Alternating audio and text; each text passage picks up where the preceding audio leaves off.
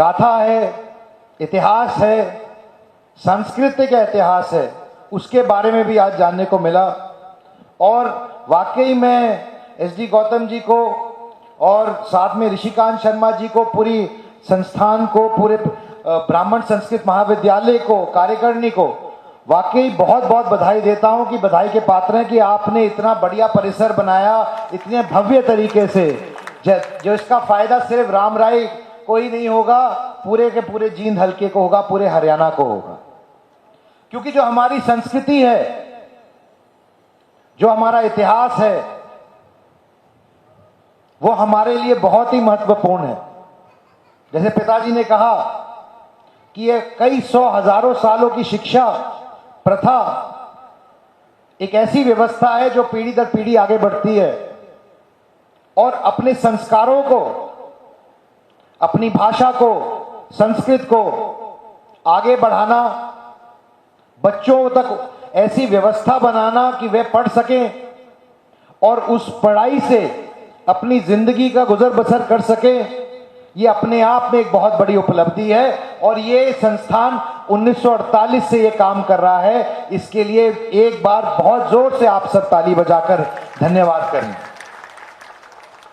यूं ही नहीं एक संस्थान बन जाता, पीढ़ी दर पीढ़ी, ईंट बाय ईंट उसको सींचना पड़ता है, बनाना पड़ता है। मुझसे पहले गौतम जी ने बताया कि अब शास्त्री का कोर्स हो रहा है, कर्मकांड का कोर्स हो रहा है, अनेकों कोर्स शुरू हो गए हैं। तो आज सोचिए कि एक संस्थान जो पिछले लगभग 70-80 साल से चल रहा है, उसने कितने बच्चों को शिक्षा दी होगी, कितने बच्चों को संस्कार की शिक्षा दी होगी, और उन बच्चों ने बड़े होकर आगे जाकर अलग अलग कोनों में कैसे अपनी संस्कृति का बखान किया होगा, कैसे उस चीज को बढ़ाने का काम किया होगा जो शिक्षा उन्होंने यहां प्राप्त की। इसके लिए पूरा संस्थान, पूरा गांव, आप सब बधाई के पात्र हैं।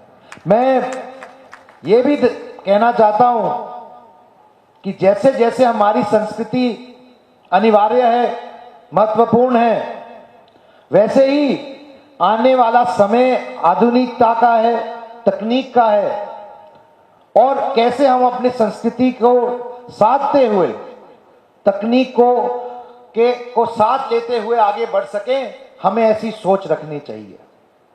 हमारे देश के प्रधानमंत्री ने 15 अगस्त को एक आह्वान किया था कि 2047 तक भारत एक विकसित देश के तौर पर स्थापित हो। हमारे यहां कहावत है कि भारत एक टाइम पे सोने की चिड़िया कहा जाता था।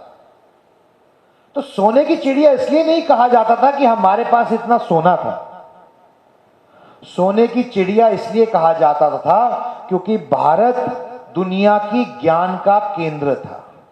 वो किसी भी प्रकार का ज्ञान हो, चाहे वो ज्ञान हो, विज्ञान हो, भौतिक ज्ञान हो, किसी भी तरीके का ज्ञान हो, और कहीं ना कहीं वो ज्ञान हमसे छूटता गया, वो ज्ञान हमसे टूट गया। मैं मानता हूं कि अगर 2047 तक भारत को एक विकसित देश बनना है तो उसका रास्ता भी ज्ञान के रास्ते से जाएगा। और आज एक बहुत ही अच्छी पहल और शुरुआत की है, जो यहां परिसर के अंदर जो व्यवस्थाएं देखने का मुझे मौका मिला। मैं मानता हूं कि ये व्यवस्थाएं, ये परिसर दुनिया में किसी भी ऐसे शिक्षण संस्थान से, प्राइवेट संस्थान से कम नहीं है, बल्कि मैं कहूंगा आधुनिकता के मामले में उनसे आगे है, जो राम राय के गांव के बच्चों के लिए एक ऐसी व्यवस्था देगा कि वे अपना उज्जवल भविष्य बना सकें। लेकिन उसके साथ साथ आज जो नए भवन का आज शुरुआत हुई, उसके साथ साथ एक और बहुत ही बढ़िया शुरुआत आज यहां पर होने जा रही है। हमने फैसला किया है कि ज्ञान गंगा केंद्र के नाम से ऐसे एक व्यवस्था बनाई जाएगी जो हमारे युवा पीढ़ी के लिए, खासकर युवा पीढ़ी के लिए, हमारे नौजवानों के लिए जो नौकरी चाहते हैं या अपने विवेक से कोई व्यवसाय करना चाहते हैं या अपना एजुकेशन पाना चाहते हैं, या अपना रास्ता ढूंढ रहे हैं उनके काम आए।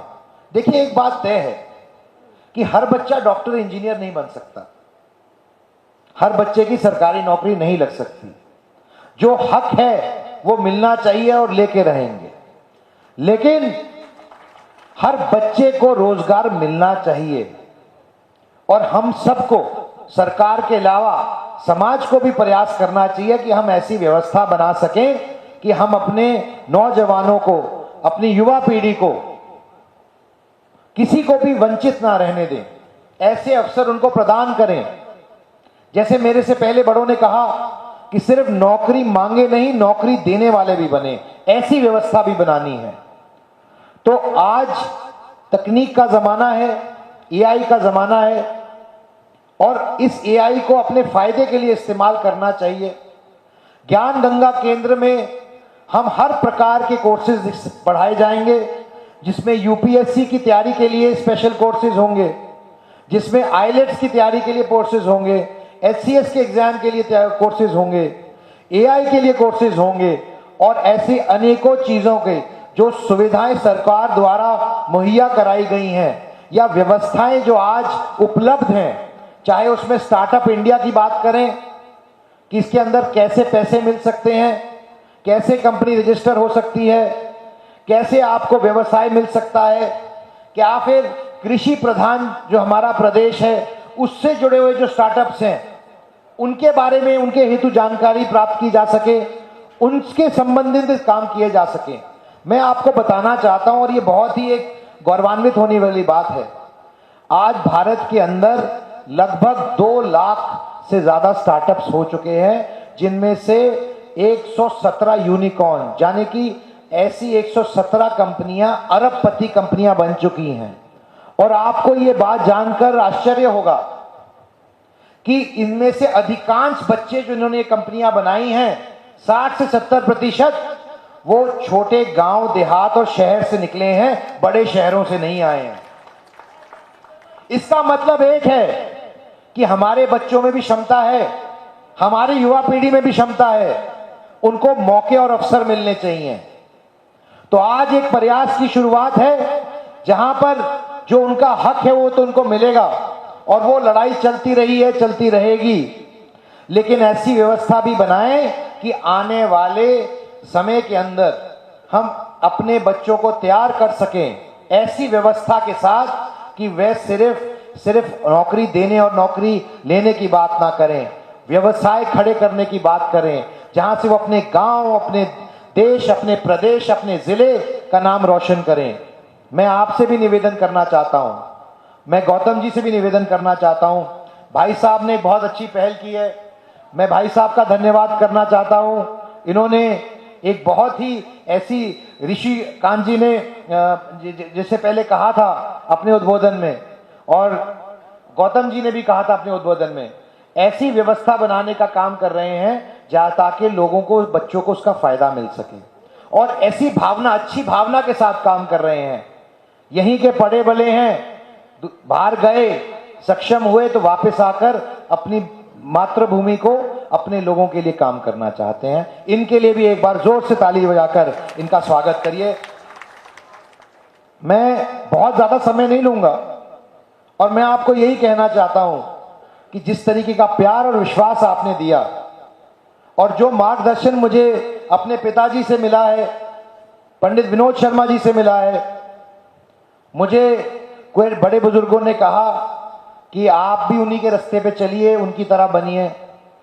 तो मैं ये बात तो जरूर कहता हूं कि उनके रास्ते पे चलूंगा, उनकी तरह बन पाऊंगा कि नहीं ये मैं नहीं कह सकता, लेकिन उनके दिखाए हुए रास्ते पे जरूर चलूंगा, और आप लोगों को नाउम्मीद नहीं होने दूंगा। आपके साथ खड़ा हूंगा, आपके आगे खड़ा हूंगा, आपके पीछे खड़ा हूंगा, आपके जहां देखेंगे आपके साथ मिलूंगा।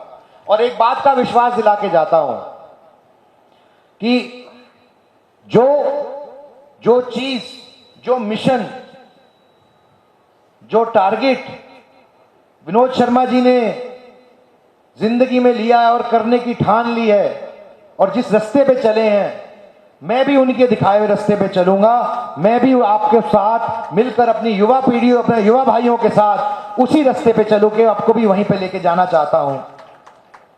ये ज्ञान गंगा केंद्र एक बहुत ही महत्वपूर्ण ऐसा व्यवस्था है जो कि चाहे हमारे संस्कृत के विद्यालय हो, चाहे हमारी धर्मशालाएं हो, चाहे हमारे मंदिर के परिसर हो, ब्राह्मण समाज का हमेशा से एक बहुत अहम भूमिका रही है ज्ञान को बांटने में और ज्ञान को बढ़ाने में।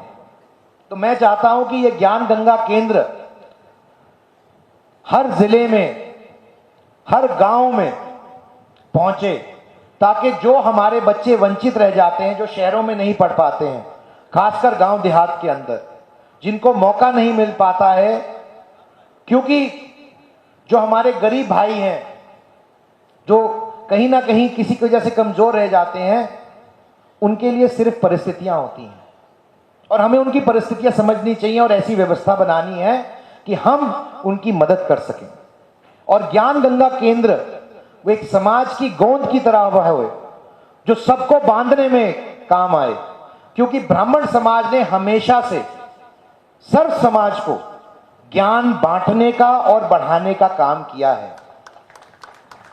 और आज आधुनिक काल के अंदर ये ज्ञान गंगा केंद्र उसी प्रकार से आधुनिकता से दोबारा से उसी तरीके का ज्ञान का प्रचार प्रसार करेंगे। और वो चाहे हमारे मंदिरों के परिसर हों, चाहे हमारे धर्मशालाएं हों। आज मैं इस मंच से आपको न्योता देता हूं, जो भी धर्मशाला, जो भी व्यक्ति इसके ऊपर इस प्रोग्राम के अंदर जुड़ना चाहे, आप कृपया संपर्क करिए, एक कमरा दीजिए, बाकी हम देख लेंगे। क्योंकि ये एक ऐसी व्यवस्था है जिसमें लोन कहां से मिलेगा, नौकरी कहां से मिलेगी, कहां से उनको व्यवसाय मिल सकता है, कंपनी कैसे बन सकती है, शिक्षा कैसे मिल सकती है, अलग अलग कारणों से इन सब चीजों की जानकारी और एक ऐसी व्यवस्था रहेगी जो उन पूरी युवा पीढ़ी की मदद करेगा। मैंने आप लोगों से इतना ही निवेदन करता हूं कि ऐसे बच्चों का हर स्थान पे ऐसे 20 बच्चों का चयन किया जाए जिनको ऐसी मदद चाहिए, जिनको जरूरत है आगे बढ़ने की, पर उनके पास ये व्यवस्था नहीं है, वो व्यवस्था उनको मुहैया कराई जाएगी।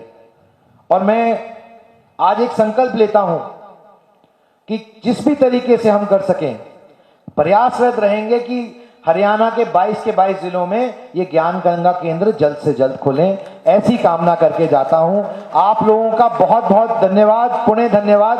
आप लोगों ने इतना प्यार आशीर्वाद दिया। मैं सिर्फ ये कहना चाहता हूं, आपका हूं, आप में से हूं, आपका ही रहूंगा, आपका भाई हूं, बेटा हूं, किसी नेता के हिसाब से आपके बीच में नहीं आया हूं।